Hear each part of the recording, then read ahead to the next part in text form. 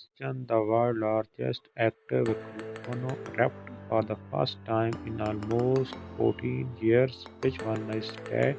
Let's find out correct option of this question. Hello everybody, welcome to Max Pro Tips YouTube channel. If you are looking for solution to this question, then you are in the right place. I am about to reveal some easy way to solve this problem.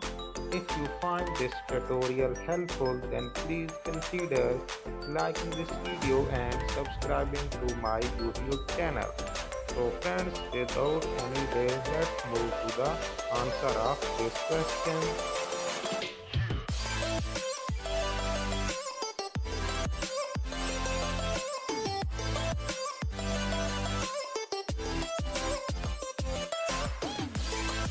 Subscribe and turn on notifications so you don't miss more videos helping you to answer of your question and more.